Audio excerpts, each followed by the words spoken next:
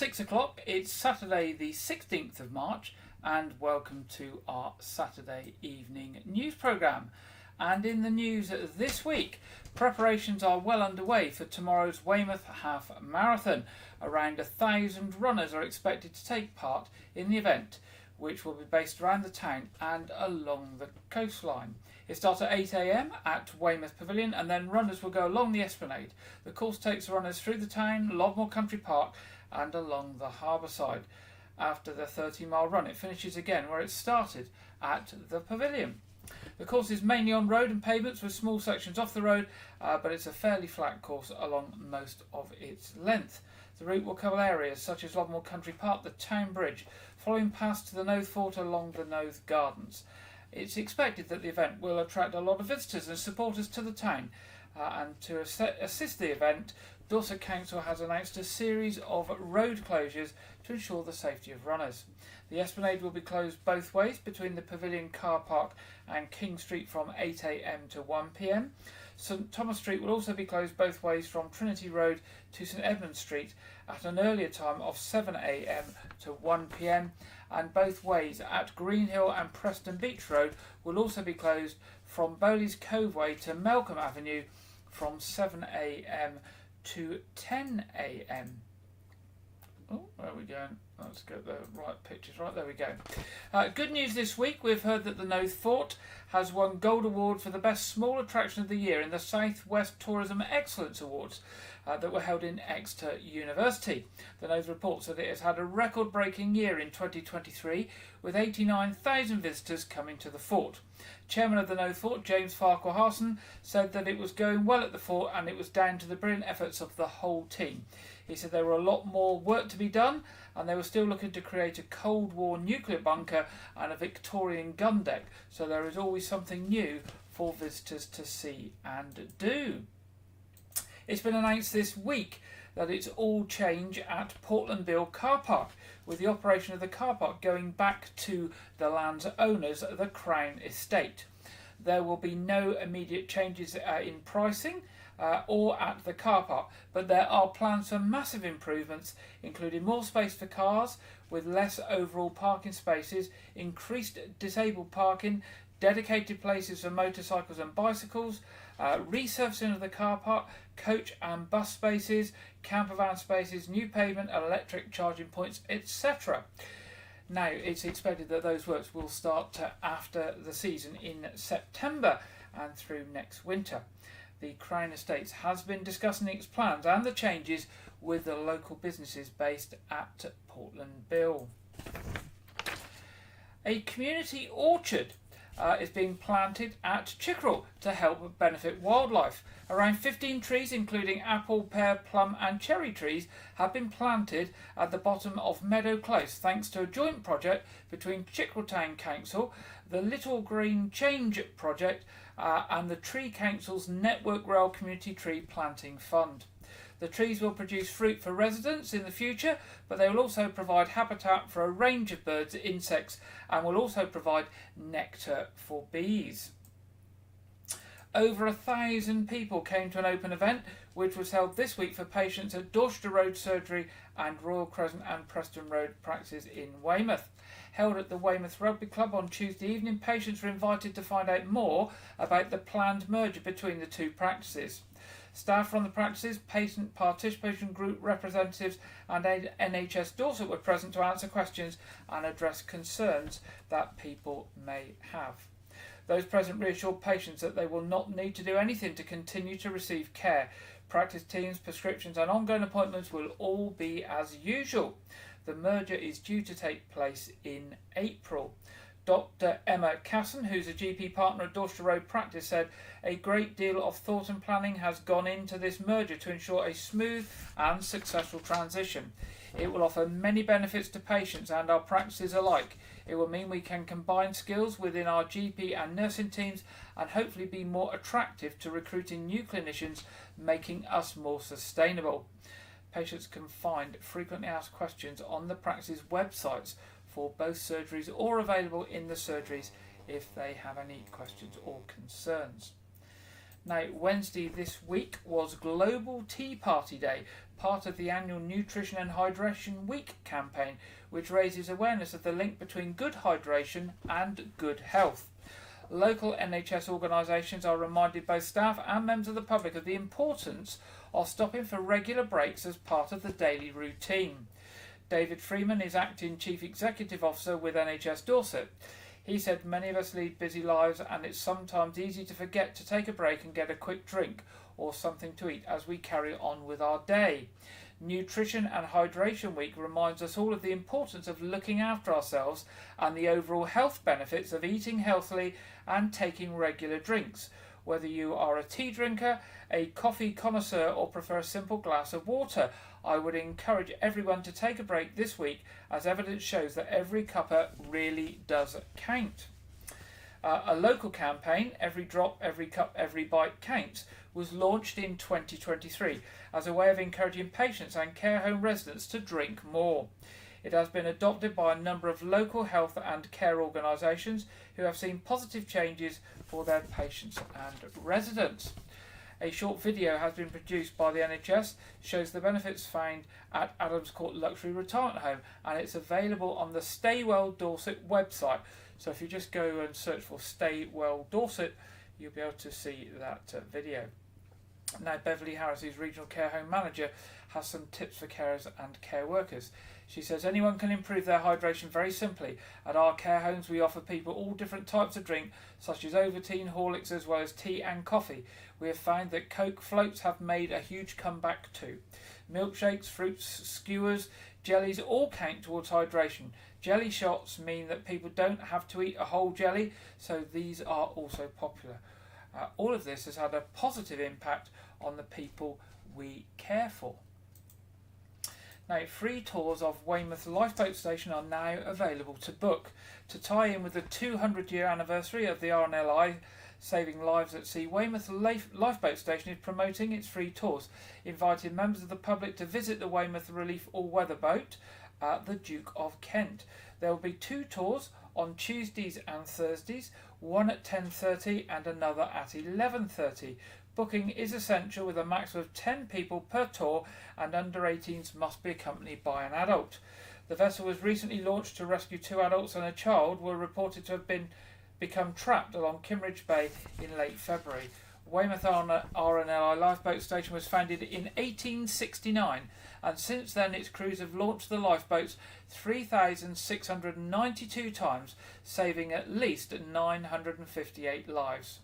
Today Weymouth operates 2 lifeboats, a 7-class all-weather lifeboat named Ernest and Mabel, currently in pool for an extended maintenance, and an Atlantic 85 inshore lifeboat, the Jack and Phil Clear. The 2 different crafts allow volunteers to select the best resource and crew to address the specific need and target the best possible outcome. The station in Weymouth was established by the RNLI in 1869 to give assistance to vessels in distress on the north and east sides of Weymouth Bay. Now, anyone wishing to take part in one of those visits can make a phone call to 01305 759 117. That's 01305 759 117. Now, West Dorset's water companies will soon face a 4-fold increase in inspections as part of the government's plan to tackle illegal discharges and poor performance, plans which the Environment Agency had already started. It follows the recent news that 100% of storm overflows in West Dorset are now monitored. West Dorset MP Chris Loader, who welcomes the plan, said, with greater transparency and evidence, both Wessex Water and South West Water now face increased announced and unannounced inspections to tackle non-compliance, illegal discharges and to address sites at risk. Stricter regulation of the water industry is needed to ensure our waterways remain healthy. It will mean by March 2025, 4,000 water company inspections across England. Mr Loader added the full funding for these increased inspections of £55 million is derived from granting aid from DEFRA to the Environment Agency and from additional funding through water quality permit charges levied on water companies. An exciting new project will give hundreds of Dorset's young people the chance to learn and develop music skills over the next 2 years. The Steps Youth Music Project in Weymouth has received a grant of £29,378 over a 2-year period from the Youth Music Trailblazer Fund, and is now set to offer an array of music workshops, taster days and other events. The project aims to encourage more than 400 young people aged 13 to 19, which includes both people with and without musical experience. Principal Youth Worker Tom Lane said the Youth Music Project is an exciting opportunity for young people to get involved, to learn and develop their skills and to be creative. The project is free to participants and it's a great opportunity to get expert tuition and to take part in fun workshops. Activities will include learning to play instruments, DJ skill workshops, singing and vocal coach workshops, lyric writing workshops and more. The activities will take place throughout the week using a variety of venues. Most activities and workshops will be at the Steps Club for young people on Chickerell Road in Weymouth, but the project will also utilise space at Weymouth College, Dry Dock and the Antics Music Network Studio. The project is backed by Youth Music thanks to the National Lottery via the Arts Council of England. Now, anyone aged 13 to 19 interested in taking part in the project can email Tom, and the email address is stepsclub, that's stepsclub at yahoo.co.uk, stepsclub@yahoo.co.uk. Now, 2 men have been charged as part of an investigation into 2 reported burglaries in Weymouth, and police are appealing for any witnesses to come forward.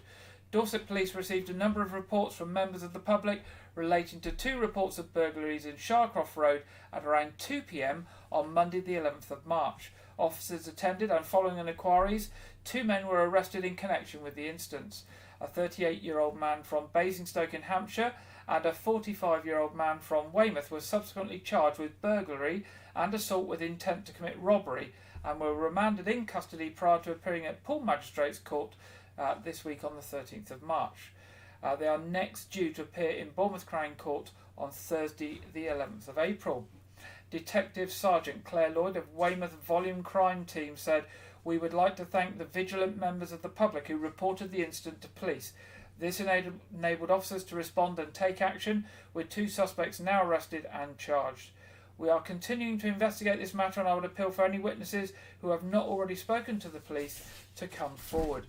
I'd also urge residents and motorists who are in the area to check any CCTV systems, doorbell cameras or dashcam footage for anything that might assist the investigation. Now, as usual, you can contact Dorset Police if you have any information or footage by calling 101, or if you wish to contact them anonymously via the Crime Stoppers charity on 0800 555 111. Also, 2 men have come forward following CCTV appeal in relation to an assault in Weymouth Town Centre. It is reported that around 3:55 on Saturday the 2nd of December, a man aged in his 40s was assaulted in Maiden Street near to the junction with St Albans Street and sustained a fractured jaw.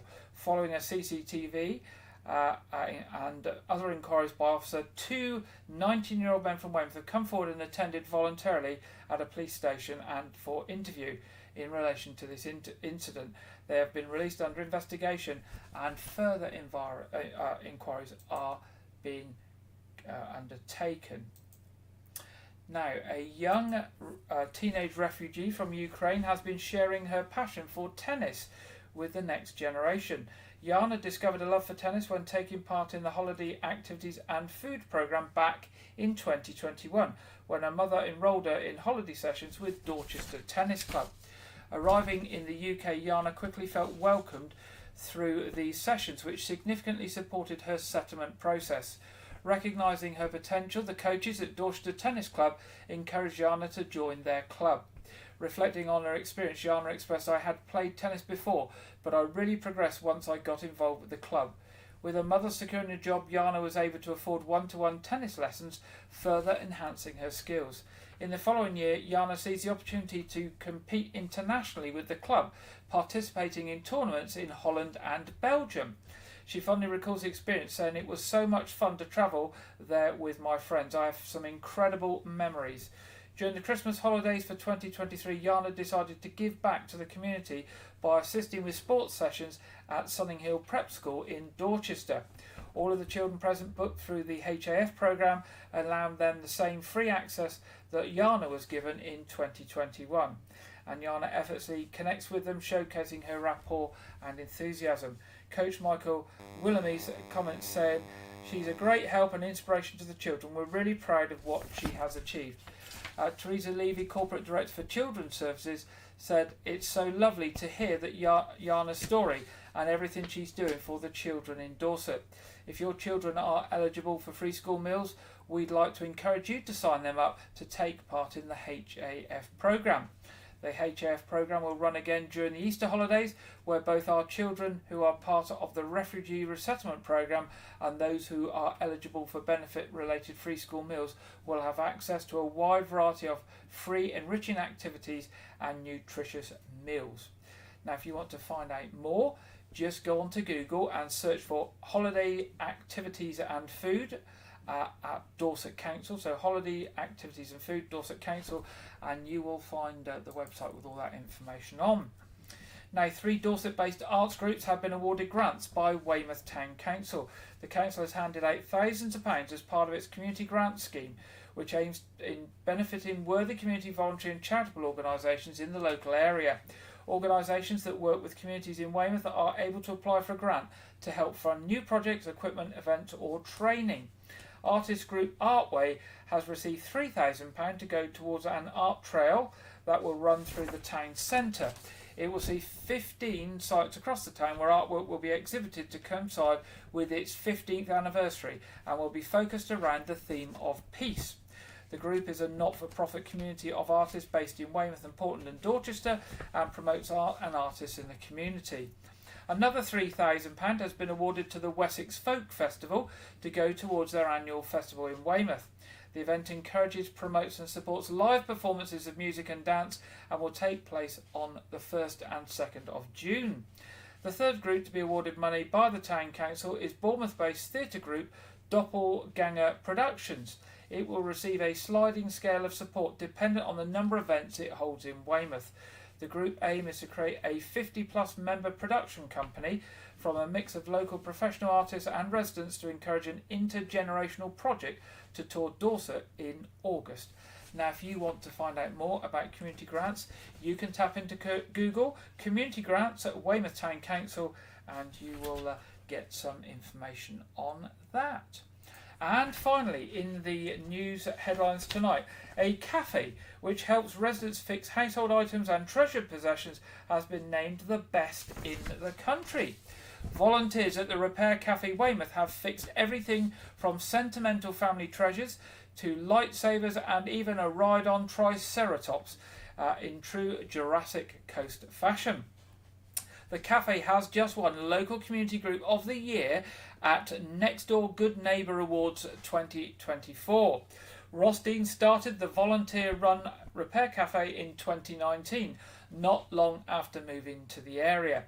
She took inspiration from Maritime Postma, the Dutch environmentalist behind the global movement, which started in Amsterdam in 2009. After receiving an overwhelming amount of support from her community, she arranged a meeting at a local pub one Saturday morning. Over 40 potential volunteers showed up, excited to be part of the Repair Cafe initiative, and 5 years on, it's just been declared the UK's Community Group of the Year in community platform Nextdoor's annual Good Neighbourhood Awards. There are no queues at the Repair Cafe with a numbered ticketing system in place to save people waiting on their feet. Customers are given repair forms along with their tickets and take a seat at a table where a meet and greet volunteer will join them and assist them on filling out their form with details of what repairs are required. Since it started, the volunteers at Repair Cafe Weymouth have fixed around 2,500 items, making it one of the biggest in the UK. Items range from sentimental family treasures to toy robots, lightsabers and even a ride-on animatronic Triceratops called Kota.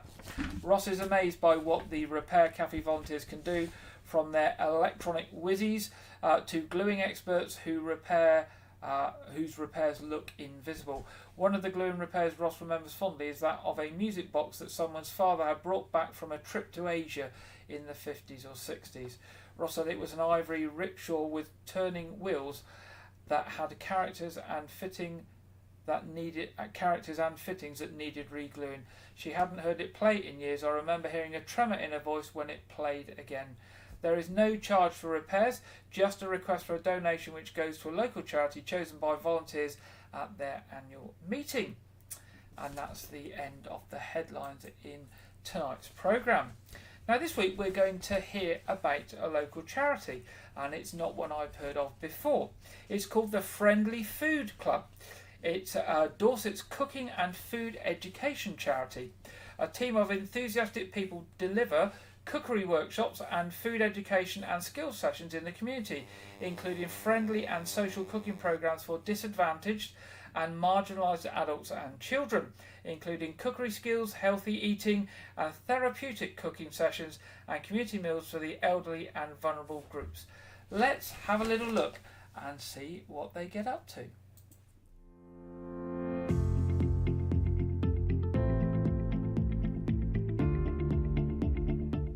Hi, I'm Liz Gilmontcush and I'm the CEO of the Friendly Food Club.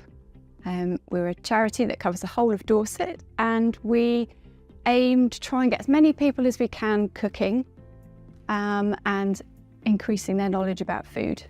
So the Friendly Food Club's been running for over 10 years now. So we work a lot with food poverty, so food banks, social supermarkets, community larders, helping people cook the food that they're given in their parcels or making use of food waste. We also work with a lot of adults and young people with learning difficulties, and it's just helping their independence and helping them grow in confidence to become more independent. My name's Vicky Gorge and I run Stability with my partner Angie Lambert. So we're based at a house in Weymouth. We have 11 members who regularly attend daycare sessions, and our aim is to promote independent living and independent skills in our work. We were invited to take part in the Friendly Food Club project, and our members, all of whom have mild to moderate learning difficulties, were really keen to get involved. They absolutely love cooking lessons, and they've really been given a voice to help them improve their skills with cutting food, cooking food, and also choosing what they cook each week as part of the project. Our groups are very informal, very friendly, and it's about getting the best out of people whilst they're in the session. A lot of the benefits of cooking are social, bringing people together, eating together, sharing together, and cooking is just a good way of opening doors for people. It's a good way of them feeling confident in the environment, and that's what's happening here today, is a group coming together, sharing an activity, sharing in the product of that activity in terms of sitting and having a meal together. And all sorts of interesting information comes out as a result, which means that the group who's running it is more able to help those people in the way that they need the help. So our members have been so happy with the results of their cooking. They work together to create the meal. They then sit down together and share the meal together, and are able to take some home to show off to their parents at the end of the day. So these particular sessions we're running today is part of a larger group of 16 sessions that we're running with different groups as part of the Household Support Fund. So we're really grateful to Dorset Council for the funding to be able to support a number of different community groups in partnership with the Friendly Food Club. So thank you. I love the fact is that it's brilliant. It's very fantastic. The food is very tasty, and the two chefs are very, very friendly too, and it's yummy afterwards, and I think I would like to do it again. So yeah, I would love that.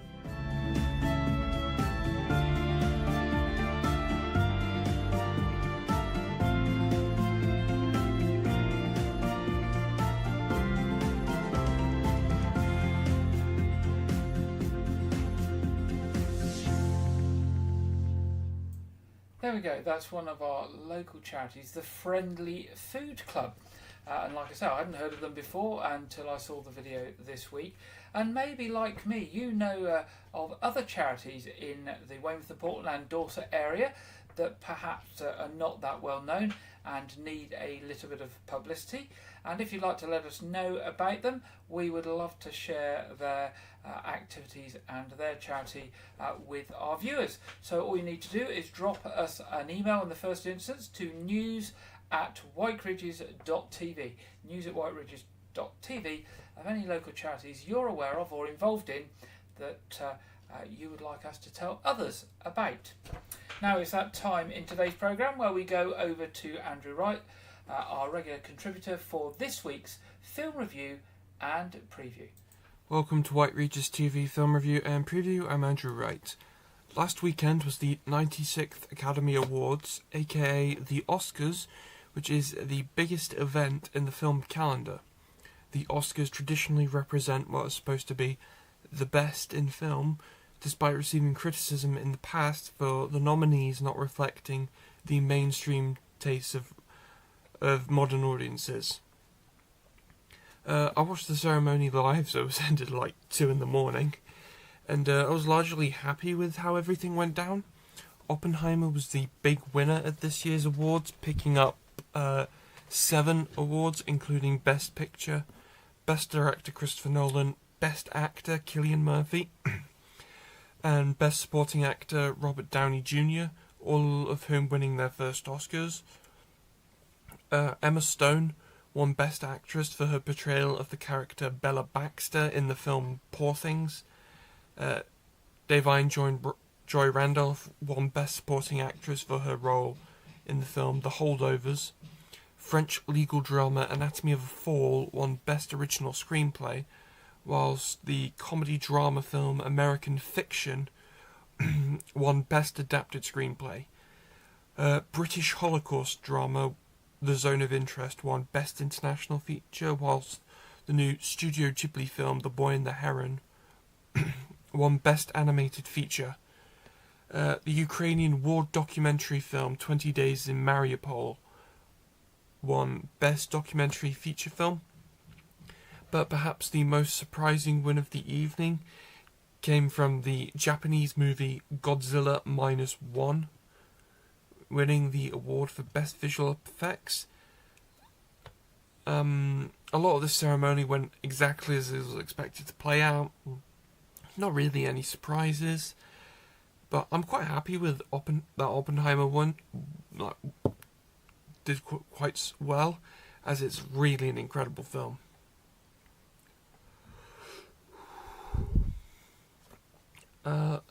This week, the Italian sports drama film Race for Glory, Audi vs Lancia was released on DVD. The film stars Italian actor Riccardo Scamascio and Marvel actor Daniel Brühl, and revolves around the true events of the 1983 World Rally Championship and the rivalry between the Audi and Lancia teams. The film has mixed reviews from critics and audiences. It went straight to went straight to DVD and digital, so there was no cinema release. And the film's mostly in Italian because it's an Italian product. Because the film production is centrally Italian. Now, I went into this film not knowing anything about the true story or anything about rallying. I mean, I'm a Formula 1 fan. That's pretty much the only racing I watch. I have to say, I was pretty bored by the film. The cars are shot in a really interesting way. Hey, so I like the cinematography for that. But the script just has sort of no impact, and there's no space to get to know any of the characters, because the film's only like 90 minutes long. It's pretty much just straight into it. This film just makes the true events seem really boring, and rallying even more so. So I gave the film 2 stars out of 5. That's all I have for this week, but be sure to check back next week where I will be previewing Ghostbusters Fallen Empire, as well as bringing you reviews on Aquaman and the Lost Kingdom and Anatomy of a Fall. Now back to Gary in the studio. Thank you very much there, Andrew, and we'll be back with Andrew next week. It's now time in the programme for the weekend weather forecast from the Met Office, and this week we are joined by Ellie Glazier. Hello, welcome to your latest weather update from the Met Office. So it was a bit of a drier and brighter start for many of us this morning, but that's not set to last. Low pressure very much on its way towards the UK through the rest of Sunday and Monday, pushing its way north and eastwards. A brief drier interlude to start the new working week, but again, that really doesn't last long, with low pressure barrelling in from the west as we head through the rest of next week. Back to the here and now though, and plenty of cloud around for Northern Ireland, Wales and southwestern parts of England. This band of rain pushes its way north and eastwards through the rest of this afternoon, turning particularly heavy across Northern Ireland and for the hills of Wales as well. Parts of Scotland and northeastern parts of England perhaps holding on to a bit more sunshine, but with some blustery winds and all that cloud and rain. Temperatures down compared to what we've seen on recent days, but still around 12 or 13 degrees across the south, so still above average here. Under those clearer skies in the far north, perhaps a little cooler, around 7 or 8 degrees here. Through the rest of Saturday evening, that band of rain pushes its way north and eastwards overnight and into the start of Sunday, turning particularly heavy over southern parts of Scotland and even some snow possible over the hills. Further south, there will be a brief drier interlude before another band of rain pushes up from the southwest, turning particularly heavy over Wales and central parts of England. Under that cloud and rain, it will be a very mild night. Temperatures here only 10 or 11 degrees. But further north, across parts of Northern Ireland and Scotland, there will be some clearer spells, and that will allow temperatures to drop into the low single figures. So for Scotland and Northern Ireland, a bit of a drier and brighter start to the morning. Plenty of sunshine as we head through the morning. And further south across England and Wales, that band of rain pushes its way eastwards through the morning. So some sunny spells developing for most of us as we head through the afternoon.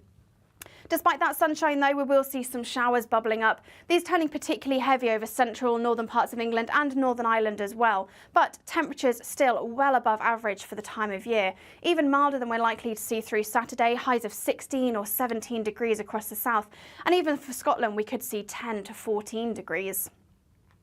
So through the rest of Sunday, those showers will gradually start to ease and it will be turning a little bit drier overnight. With some clear spells, however, this band of rain pushes in from the west into the start of Monday morning, so perhaps a bit of a wet start in some places. Those unsettled conditions that we're seeing over the weekend do continue through much of next week, so keep up to date with our latest weather forecast by subscribing to YouTube. Bye-bye. Thank you very much there, Ellie, for the weekend weather forecast, looking at the local weather here this week. Oh dear, we have some little red lightning strikes from Sunday through to Wednesday. So it looks a bit unsettled with some sunny spells, but also the possibility of some thunder and lightning this week.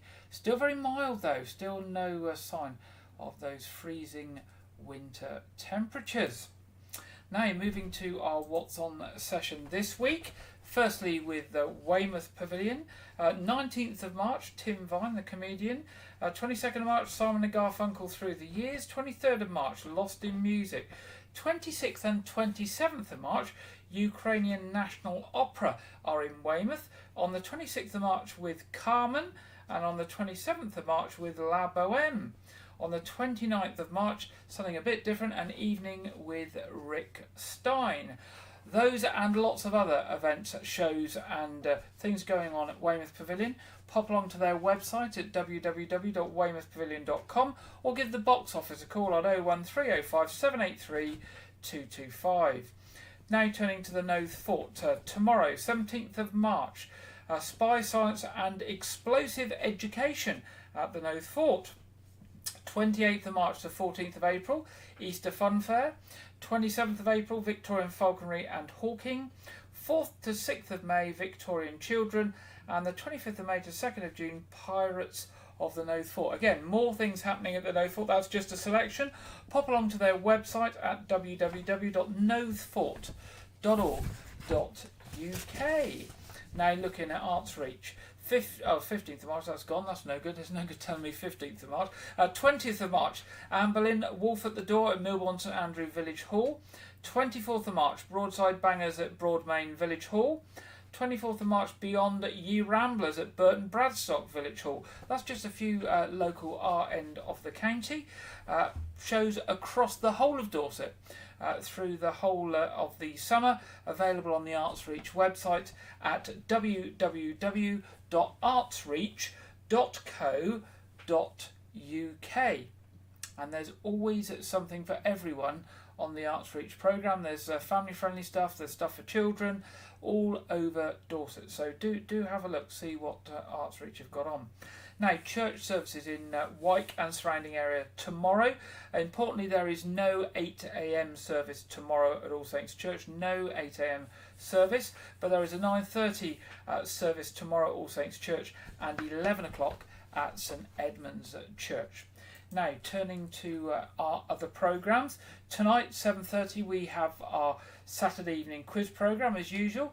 Our free, family-friendly, community-friendly quiz evening. Everybody welcome. Starts promptly at 7:30. The stream will be up from 7:20 if anyone wants to join us. And I can also tell you that the March edition of A Year Gardening with Clive Gray is out, and that will be broadcast by us at 4 p.m. tomorrow on Sunday and repeated at 7 p.m. On Friday. And I'd say watch that. There's a little bit of surprise at the end of the programme, I saw a preview of it and it took me somewhere I wasn't expecting, but a very pleasant surprise it was. Now that brings us to the end of this week's programme. If you've got any news, events or anything else for us, do drop us a line in the week to news@whiteregis.tv. We would love to hear from you. If you're not joining us on the quiz or watching A Year Gardening, then we look forward to you being back with us next Saturday for our evening news, 6 p.m. Saturday. In the meantime, have a good weekend and a good week ahead, and we look forward to seeing you soon. Good night.